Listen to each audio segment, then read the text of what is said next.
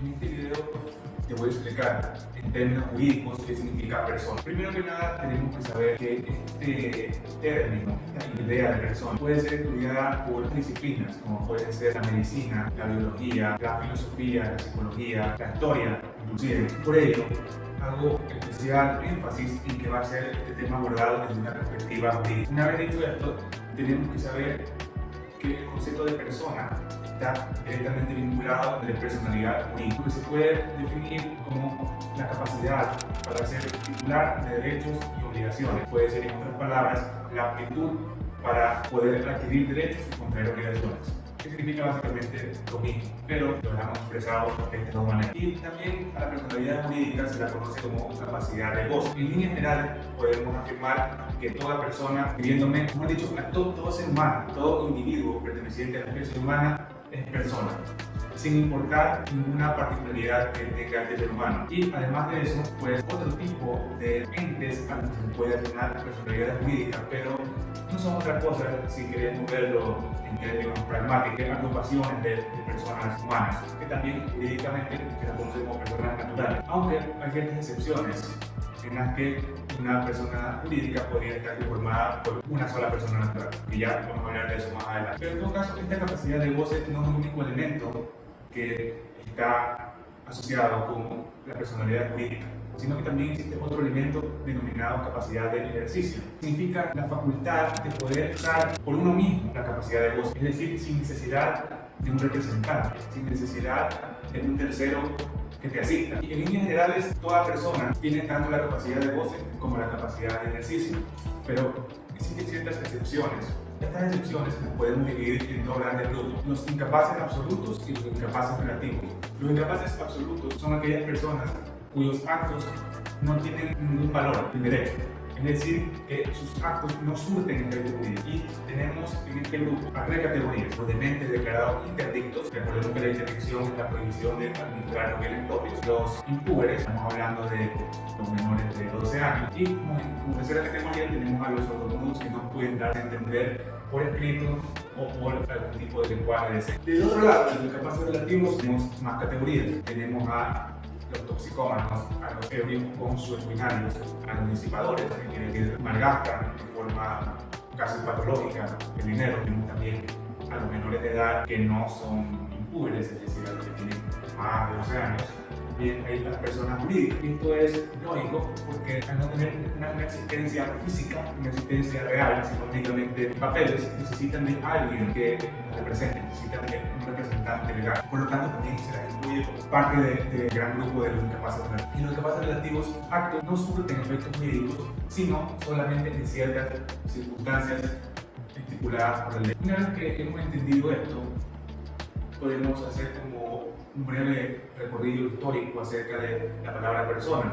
Y es que en la antigua Roma, en obras teatrales, se usaba una máscara que recibía el nombre de persona, y que además pues, para la representación de los distintos personajes, servía para amplificar la voz de los actores.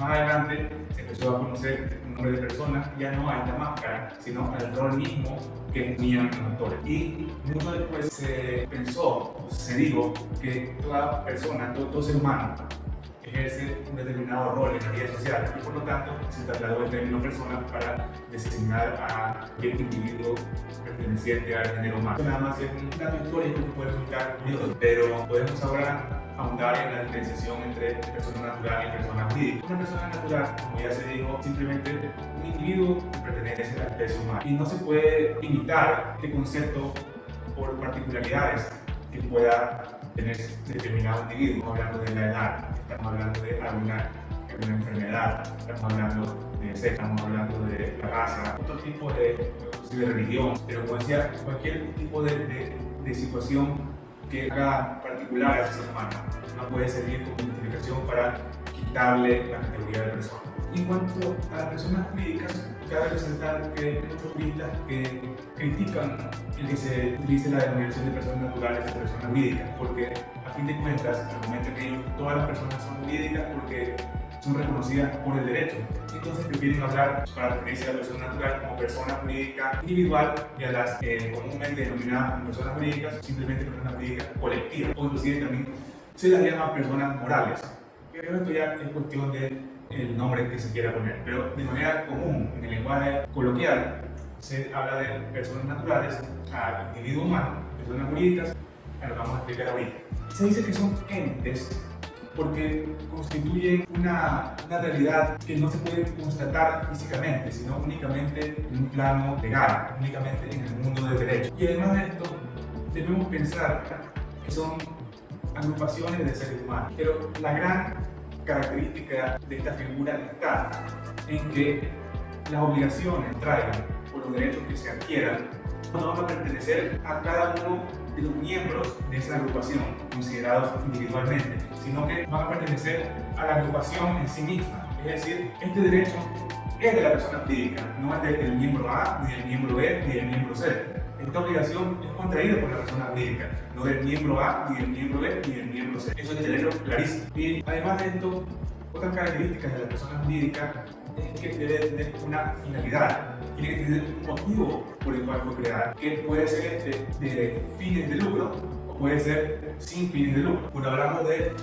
aquellas que tienen fines de lucro, nos referimos a aquellas personas jurídicas que lo que buscan es generar utilidad, es decir, el ganar dinero a través del comercio de algún tipo de bien o servicio. Y aquí podemos pensar típicamente en las compañías, mismas que pues, se dividen en personalistas o capitalistas. Las personalistas son aquellas que se conforman en consideración al individuo con el cual uno se va a asociar, y las capitalistas son aquellas que se conforman en razón del capital del que cada individuo o persona jurídica inclusive, porque las personas jurídicas pueden ser integradas también por otras personas jurídicas. Continúo lo que estaba diciendo.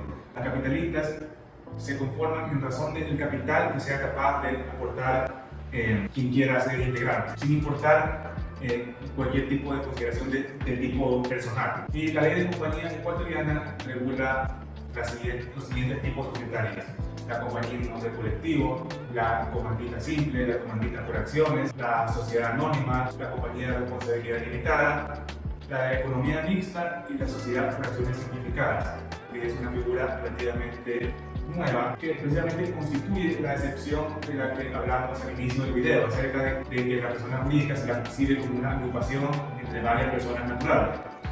Este tipo particular de sociedad puede ser formada por una sola persona, por lo que constituye una excepción a la regla general. Ahora tenemos que hablar de aquellas personas jurídicas que no tienen fines de lucro. Podemos dividir en las corporaciones y las fundaciones. Las corporaciones, al igual que las compañías personalistas, dan importancia a la persona en sí misma que quiera conformarlas, que quiera pasar a integrarlas, mientras que las fundaciones miran únicamente a la cantidad de capital que sea capaz quien pretende ser integrante de aportar. Y obviamente, como bien sugiere su nombre, su interés no es el generar utilidad, no es el tener una ganancia económica, sino que buscan una finalidad de tipo social, generalmente de beneficencia, de querer hacer un bien a determinado segmento de la sociedad, generalmente pues, a personas que se encuentran en una situación vulnerable, como pueden ser los ancianos, los niños, los huérfanos y personas que sufran algún tipo de enfermedad grave.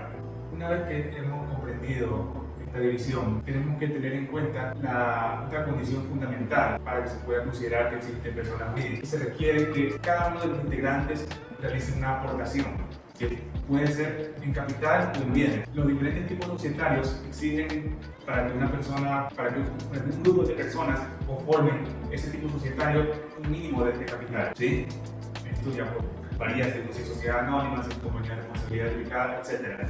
Pero en todo caso, en todo tipo societario es preciso que exista una aportación de capital o bien. Y como última característica de las personas jurídicas colectivas, siguiendo la declaración de derechos juristas, podemos decir que se requiere que sean aprobadas por la autoridad competente.